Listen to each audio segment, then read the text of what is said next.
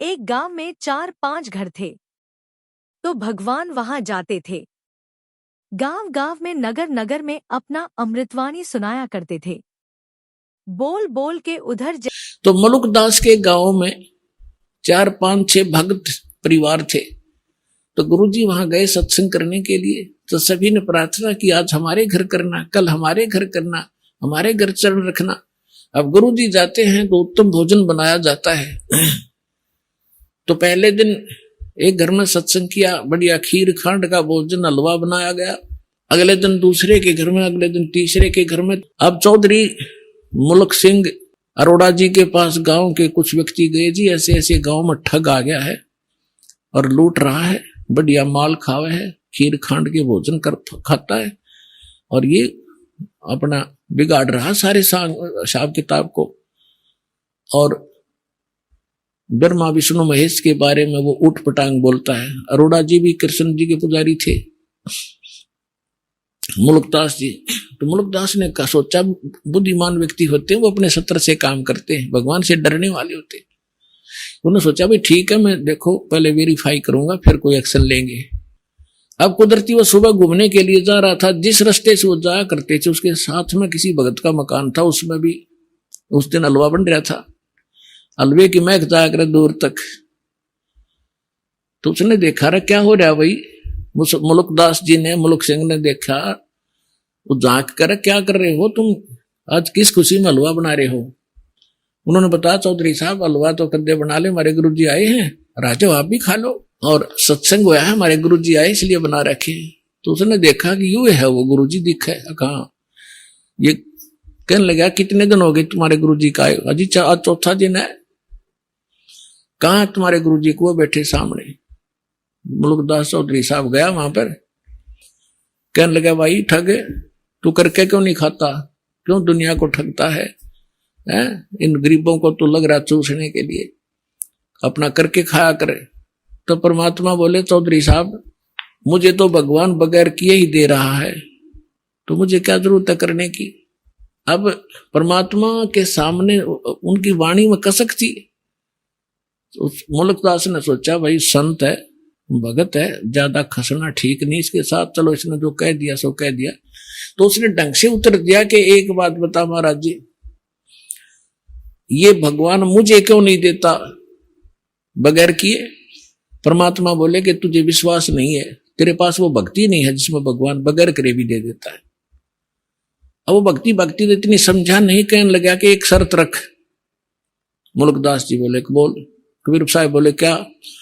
कि आज मैं कुछ नहीं खा के आया हूं, घर से निकला हूं, और शाम तक यदि तेरे भगवान ने मुझे भोजन नहीं दिया, बिना करे भोजन दे दिया मेरे बिना किए ही मैं ऐसी जगह जाऊंगा, तो मैं तेरा शेष हो जाऊंगा, भोजन दे दिया था। और नहीं भोजन दिया मुझे तो तुझे अपने खेतों में मजदूर लगाऊंगा, मंजूर है? परमात्मा बोले मंजूर। अब वो चला गया, उसके खेत थे पूर्व में, अब जा पहुंचा पश्चिम में, गांव नगर से दूर दूसरे के क्षेत्र में। पहले जंगल बहुत होते थे, और वहां जाकर एक वृक्ष पर चढ़ कर बैठ गया। आकाश देखूंगा मुझे कैसे यहाँ कौन भोजन करा देगा, वहां तो कोई जा ही नहीं सकता। अब उधर क्या हुआ कि ये गडरिये होते हैं भेड़ बकरियों वाले, उनका कोई त्योहार था। वो कहने लगे भाई एक खीर बना लो, चावल घर ले आए थे वो।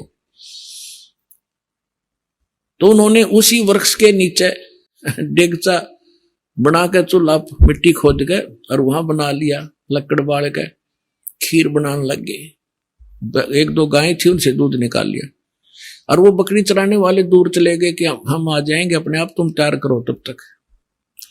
उसके साथ से एक रास्ता जाता था, और उस रास्ते से काफी दूर कुछ घोड़ों की टाप सुनाई दी और धूल उठती नजर आई उन खीर बनाने वालों ने। उनका तो पता था, जंगल में उनको ज्ञान होता था कि ये कोई डाकू आ रहे हैं। वो तो उनको पता था रास्ता भी यही है। वो छोड़ के बनता हुआ खीर ख्यार भाग गए अपने मित्रों के पास।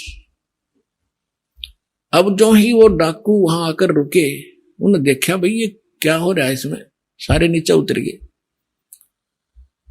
तो उनमें से एक डाकू ने जाकर देखा कि उसका ढक्कन उठा के देखा कि इसमें खीर बन रही है।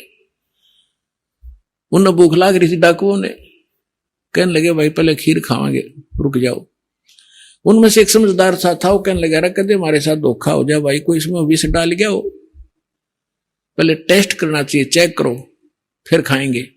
तो चेक करने के लिए कोई पशु पक्षी देखने लगे भी इसमें से कुछ उसको खिलाते हैं। तो उन्होंने कहा रे बनाने वाले कहां चले गए, ये छुप रहे होंगे, तो देखो उनको, उन्हीं को खिलाएंगे पहले। इधर उधर देखा कोई नहीं पाया, फिर ऊपर ने देखा तो मुल्कदास बैठे ऊपर, चौधरी साहब। उन्होंने सोचा कि यही है, ऊपर छुप गया डरता। उसने उन कहा डाकुओं ने कि आजा भाई नीचे आजा। अब उसने सोचा, जब तक उसने ध्यान नहीं था कि ये कौन है, वो तो क्यों आंख नीचे बैठा था, अगेन जान दे न कोई देख ना ले मुझे। तो उसने कहा कि ना आऊं मैं नीचे, मैं नीचे नहीं आऊं आज। तो उन्होंने देखा कि मारो इसको गोली, रामजादा क्यों नहीं आता। तो उन्होंने देखा तो भाई गोली बंदूक भी ले रहे हैं। तो बोला मारियो ना, मैं नीचे आ जाता हूं। वो नीचे आ गया, एक पात्र में खीर निकाल कर करके ठंडी, और कहा इसको खा। वो ने कहा मैं खीर कती नहीं खाऊं, क्योंकि प्रतिज्ञा करके चेला बनना पड़ा चौधरी साहब ने। और उनका पक्की जचगी, किसी ने कुछ ना कुछ मिला रखा है, निकम्मे ने, पक्का चोर है। वो खीर तो नाट्य, वो धक्कत खाओ, उसका 2 बारे जूत ला तुम्हारी अखा बैठ के। वो इतनी थोड़ी डाल रखी थी, और डाली को और खा, जल्दी पता लग गया कि नहीं खाओगा तो जल्दी पता लगेगा इसका। 1 घंटे वहां बैठाए रखा, फिर उसने सारी कहानी बता दी जी, मैं इसलिए नाटू था, मारो मत मरा, हमारी एक संत के साथ प्रतिज्ञा थी, आज वो सफल हो, मैं हार गया। तो उन्होंने बोले बात जा तू जाते। अब उसका एक मारे जो उतर भाग लिया सीधा।